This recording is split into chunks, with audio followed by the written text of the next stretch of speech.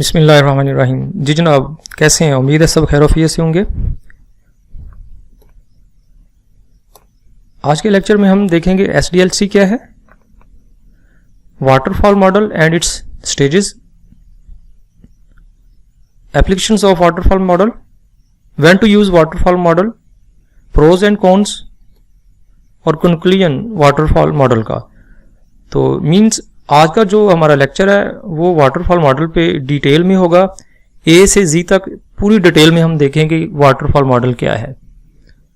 तो without wasting any time, let's move.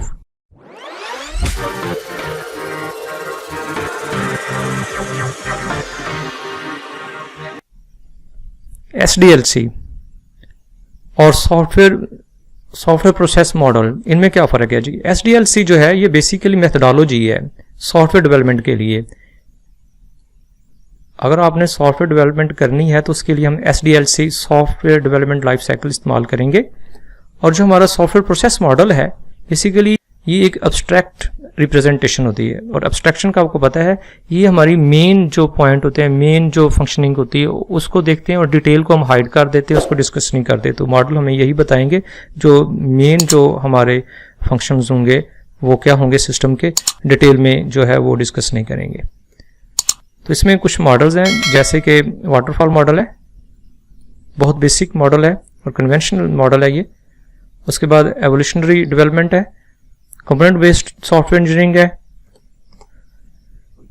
तो आज का हमारा जो टॉपिक है मेन बेसिकली वो वाटरफॉल मॉडल पे ही है, जिसको हम क्लासिकल लाइफ साइकिल मॉडल भी कहते हैं। ये आपका ट्रेडिशनल मॉडल भी है और सबसे पहले इस्तेमाल होने वाला ये मॉडल है सॉफ्टवेयर इंजीनियरिंग के अंदर। स्टूडेंट्स, इसका मतलब ये है कि आपका जो वाटरफॉल मॉडल है जिन स्टेजेस पे ये बेस करता है वो एक लीनियर है, वो सीक्वेंशियल है। उसमें आपको उन स्टेजेस को फॉलो करना पड़ेगा, तरतीब में ही जाना पड़ेगा। और हर अगली स्टेज पिछली स्टेज पे डिपेंड करती है। इट्स मीन पिछली स्टेज की जो आउटपुट होगी वो नेक्स्ट स्टेज की इनपुट होगी। The model was introduced in the year 1970 by Winston Royce. तो इन्होंने जनाब इसको इंट्रोड्यूस करवाया। एप्लीकेशंस ऑफ वाटरफॉल मॉडल, इसका इस्तेमाल कहाँ पे है जी? जैसे कि इस्तेमाल जो हमारी एप्लीकेशंस होती हैं, सॉफ्टवेयर होते हैं, जैसे पॉइंट ऑफ सेल्स के, इन्वेंट्री मैनेजमेंट सिस्टम्स के हैं, HR मैनेजमेंट सिस्टम्स में। तो इस तरह के और भी कई सिस्टम्स हैं। ये एप्लीकेशंस हैं कुछ जो हम डेवलप करते हैं वाटरफॉल मॉडल को यूज करते हुए। अब इसकी जो फेजेज उनको डिटेल में देख लेते हैं वाटरफॉल मॉडल की। पहली फेज है रिक्वायरमेंट गैदरिंग, जिसको हम फिजिबिलिटी स्टडी भी कहते हैं। बेसिकली इसमें क्या होता है, इसमें हम अपना जो प्रॉब्लम है जो बनाने जा रहे हैं सॉफ्टवेयर, उसको हम फाइनेंशियली भी देखते हैं और टेक्निकली भी देखते हैं कि पॉसिबिलिटी है कि नहीं, और जिस जगह के लिए बना रहे हैं वहां पे भी वो सूटेबल करेगा कि नहीं। और जो बाकी जो रिक्वायरमेंट्स होती हैं, जो एक्सपेक्टेशंस होती हैं यूजर को, उनको भी हम डिटेल में देखते हैं और पूरी डॉक्यूमेंटेशन बनाते हैं। याद रखिएगा इस मॉडल के अंदर हर स्टेज पे, हर फेज पे पूरी डॉक्यूमेंटेशन बनाई जाती है और उसके बाद उसको फ्रीज करके उसकी आउटपुट को अगली जो फेज हमारा, अगली जो स्टेज होगी उसकी इनपुट पे दिया जाएगा। नेक्स्ट स्टेज आपकी डिज़ाइन स्टेज है। डिज़ाइन स्टेज में हम उस सिस्टम के बारे में, उसकी जो सब सिस्टम्स हैं उनको आइडेंटिफाई करते हैं और उसका एक आर्किटेक्चर डेवलप करते हैं। उससे नेक्स्ट स्टेज हमारी बिल्ड स्टेज है। बिल्ड स्टेज बेसिकली जो हमारे सब सिस्टम्स हैं उनकी यहाँ पे कोडिंग की जाती है। कोडिंग के साथ साथ हम उनकी यूनिट टेस्टिंग भी करते हैं। तो कोडिंग सब सिस्टम्स की जो है वो की जाती है और उसके लिए हम लैंग्वेजेस वगैरह इस्तेमाल करते हैं। नेक्स्ट स्टेज जो हमारे पास है वो इंटीग्रेशन एंड टेस्ट स्टेज।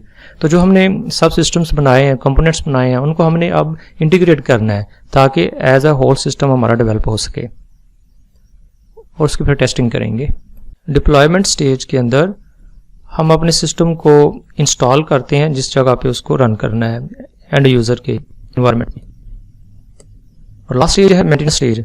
जब हमारा सिस्टम वर्किंग में आ गया तो अब हमें यूजर ने फीडबैक देनी है और अगर उसमें कोई एरर्स आते हैं, कोई प्रॉब्लम्स आते हैं हमारे सॉफ्टवेयर के अंदर, तो उनको हमने डायग्नोज करके सॉल्व करना है। अब इन सब फेजेस को बड़ी डिटेल में हम 1 बाय 1 देखते हैं। पहली स्टेज है रिक्वायरमेंट्स गैदरिंग स्टेज। यानी फाइनेंशियली और टेक्निकली ये पॉसिबल है कि हम जो सिस्टम बनाने जा रहे हैं वो बन सकता है। अच्छा, दूसरा जो इसमें पॉइंट है वो ये है कि हम फिर स्ट्रेटजीज को देखते हैं कि इस सिस्टम को डेवलप करने के लिए हम किन किन स्ट्रेटजीज को यूज करेंगे और क्या वो स्ट्रेटजीज जिस एनवायरनमेंट के लिए बना रहे हैं पॉसिबल भी हैं कि नहीं। दूसरी स्टेज जो है डिजाइन स्टेज है, उसमें हम डिजाइन करते हैं अपना जो सिस्टम है उसको सब कंपोनेंट्स में, सब सिस्टम्स में डिवाइड करके एक उसका मॉडल, एक आर्किटेक्चर वो बनाते हैं ताकि उसकी बेसिस पे आगे हम नेक्स्ट मूव हो सकें। This phase helps developers to specify hardware as well as the systems requirement. तो मतलब इसमें डिटेल के साथ डॉक्यूमेंट किया जाता है कि इसमें हार्डवेयर क्या होगा और सिस्टम्स की क्या रिक्वायरमेंट है, कि सिस्टम का ओवरऑल जो आर्किटेक्चर है वो क्या है एज ए होल। तो ये जैसे पहले भी बात की है, हर फेज के अंदर पूरी डॉक्यूमेंटेशन बनाई जाती है और उसके बाद अगली स्टेज पे जाया जाता है और वापस नहीं फिर हम आ सकते पिछली स्टेज पे। Build stage, this phase is also known as coding phase. ये आपकी कोडिंग फेज या कोडिंग स्टेज है। इसमें हम अपने सॉफ्टवेयर को कोड करते हैं, जो हमारे सब सिस्टम्स हैं उनके लिए लैंग्वेज इस्तेमाल की जाती है ताकि उनको कोडिंग की जाए। और आर्या जो हमारा होता है, जो हमारा सिस्टम है, उसको हम सोर्स कोड में लेके आते हैं और उसके यूजर इंटरफेस और यूजर एक्सपीरियंस, ये इंटरफेसेस हम डेवलप करते हैं, यूआई एंड यूएक्स, और सोर्स कोड में इसको लैंग्वेज के जरिए कन्वर्ट किया जाता है और इस मकसद के लिए हम लैंग्वेज इस्तेमाल करते हैं और मुख्तलिफ टूल्स यूज करते हैं। इंटीग्रेशन एंड टेस्ट स्टेज, ये हमारा फोर्थ फेज है। इसमें जो हमने सब सिस्टम्स बनाए हैं, कंपोनेंट्स बनाए हैं, अब वो मरहला आ गया है कि उनकी टेस्टिंग के बाद अब जो उनकी यूनिट टेस्टिंग की है अब उनको सबको एज ए होल इंटीग्रेट किया जाए, then the entire system is tested. फिर जब हम सबको आपस में इंटरलिंक कर लेते हैं, इंटीग्रेट कर लेते हैं, तो एज ए होल जो हमारा सिस्टम बना है उसकी हम टेस्टिंग करते हैं। अब टेस्टिंग की कुछ टाइप्स हैं। अल्फा टेस्टिंग होती है, इस टेस्टिंग में जो डेवलपर्स हैं वो सिस्टम को चेक करते हैं। और बीटा टेस्टिंग है, इसमें रैंडम यूजर्स लेके जो है या कस्टमर्स लेके उनसे टेस्ट करवाते हैं अपने सॉफ्टवेयर को, जो कि हमारे सॉफ्टवेयर का बीटा वर्जन होता है। और उसके बाद जो हमारी फाइनल टेस्टिंग होती है उसे कहते हैं एक्सेप्टेंस टेस्टिंग। ये हमारा जो कस्टमर है, एंड यूजर है, वो हमारे सिस्टम को टेस्ट करता है और अगर उसकी एक्सपेक्टेशंस फुलफिल हो रही हैं या नहीं हो रही, अकॉर्डिंगली वो जो है वो फीडबैक देता है और उसमें हम मॉडिफिकेशन करते हैं अगर जरूरत होती है तो। फिफ्थ जो हमारा फेज है वो है deployment stage. As all the functional as well as non functional test, इन्हीं फंक्शनल और नॉन फंक्शनल टेस्ट करने के बाद the software is installed in the customers end. तो कस्टमर्स के इन्वायरमेंट में हम उसको इंस्टॉल करते हैं, जिस मकसद के लिए सॉफ्टवेयर बनाया है, जिस जगह के लिए, उस जगह पे उसको इंस्टॉल किया जाता है।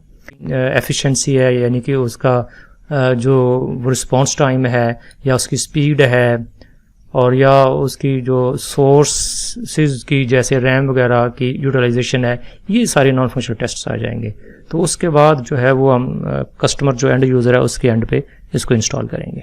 मेंटेनेंस स्टेज आपकी एंड पे आती है।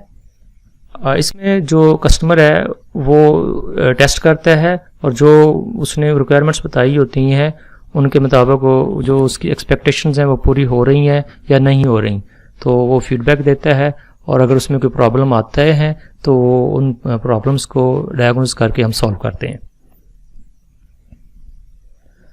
और उसमें जो इसकी टाइप्स हैं मेंटेनेंस की वो 3 तरह की हैं, याद रखिएगा एग्जाम के पॉइंट ऑफ व्यू से। पहली होती है करेक्टिव मेंटेनेंस। करेक्टिव मेंटेनेंस में ये होता है कि हमने करेक्ट किया उस एरर को, और परफेक्टिव मेंटेनेंस में हम उस सॉफ्टवेयर की एफिशिएंसी को बढ़ाते हैं। अगर कंप्लेन कर रहा है जी इसकी स्पीड कम है या डाटा सेव कराता हूँ तो सेव करने में टाइम लेता है, तो मतलब उसकी एफिशिएंसी ठीक नहीं है, तो उसको हम जो है एफिशिएंसी इंक्रीज करने के लिए ये मेंटेनेंस करते हैं। And last one is adaptive maintenance. Adaptive maintenance में ये होता है कि अगर आपका लेट्स से पहले ऑपरेटिंग सिस्टम विंडोज़ है, उस पर आपका सॉफ्टवेयर सिस्टम चल रहा है और अब लिनक्स में लेके जाना है उसको, तो हो सकता है उसके लिए हमें कुछ चेंजेस करनी पड़े। तो ये जो ये जो आपकी मेंटेनेंस होगी इसको हम कहते हैं एडेप्टिव मेंटेनेंस। अच्छा, ये तो हमारा कंप्लीट हो गया वाटरफॉल मॉडल, उसके स्टेजेस। अब नेक्स्ट है कि इसको हम कब यूज़ करें। Requirements are stable and not change frequently. इसे हम तब इस्तेमाल करें, तब ये ज़्यादा हमारे लिए फ़ायदेमंद होगा जब हमारी जो रिक्वायरमेंट्स है वो चेंज ना हो, बार बार चेंज ना हो। एक दफ़ा जो बता दिया वो फिक्स हो जाए और उसी को आगे लेके चलें। एप्लीकेशन आपके सॉफ्टवेयर छोटे हों उनके लिए ये बेस्ट है, और जो रिक्वायरमेंट है उसमें कोई एम्बिग्यूटी नहीं होनी चाहिए।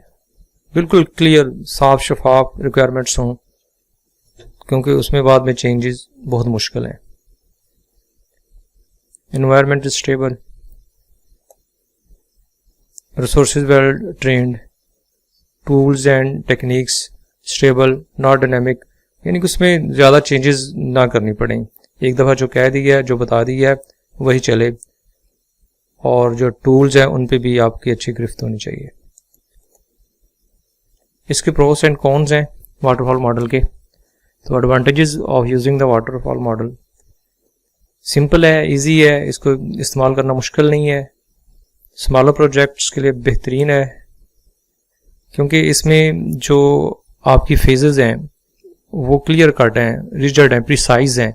उसमें हर फेज के अंदर आपने हर चीज़ क्लियर कट दी होती है, तो इसलिए जो स्टेजेस हैं उनको मेंटेन रखना आसान है। इसमें एंट्री और इसका एग्जिट पॉइंट बताया होता है, डिफाइंड होता है पहले से ही, तो इसलिए इसकी क्वालिटी जो है ना एक सिस्टमेटिकल तरीके से बेस्ट आती है। हर फेज को डॉक्यूमेंटेड किया जाता है, याद रखिएगा इसमें। नेक्स्ट है डिसएडवांटेजेस के, can not adopt the changes in requirements. वही बात कि एक दफ़ा जो रिक्वायरमेंट्स बता दी हैं और आप अगली फेजेस पे, अगली स्टेज पे चले गए हैं, तो वापस आप पिछली स्टेज पे नहीं आ सकते। It becomes very difficult to move back to the phase. The client does not get any working software until everything is completed. यानी इसमें ये नहीं है कि थोड़ा सा आपने काम कर लिया और उसको दे दें क्लाइंट को, चेक कर ले सॉफ्टवेयर ठीक है कि नहीं। नो, इसमें ऐसे भी नहीं है। तो वाटरफॉल मेथड के अंदर, ये इस मॉडल के अंदर यही होता है कि जब आप सारी स्टेजेस कर चुके होते हैं और एंड पे जाके जाना, वो आप क्लाइंट को प्रोजेक्ट कंप्लीट करके ही दिखा सकते हैं, उससे पहले पार्शली उसको नहीं चेक करवा सकते। बिगर कॉम्प्लेक्स प्रोजेक्ट्स के लिए ये बहुत रिस्की है, तो वहां पे सूटेबल बिल्कुल भी नहीं है। तो ऐसे प्रोजेक्ट्स जिनमें जो रिक्वायरमेंट्स वो फ्रिक्वेंटली चेंज होती हूँ, तो वहां पे ये काम नहीं करेगा। Do not work for long and ongoing projects, जो ज़्यादा लेंथी प्रोजेक्ट्स होते हैं, चलते रहते हैं, रिक्वायरमेंट्स चेंज होती रहती हैं, मॉडिफिकेशन होती रहती हैं, तो वहां पे ये कामयाब नहीं है वाटरफॉल मेथड। तो इसका लास्ट पे कंक्लूजन देख लें 2-3 पॉइंट्स में, तो ये होगा कि it is very important to take the sign off the deliverables of each phase, यानी कि एक फेज के बाद जब आप नेक्स्ट फेज पे जाते हैं तो पहली फेज को अपने फ्रीज कर देना, उसको साइन ऑफ कर देना है, वापसी नहीं होगी। As of today most of the projects are moving with agile and prototype models.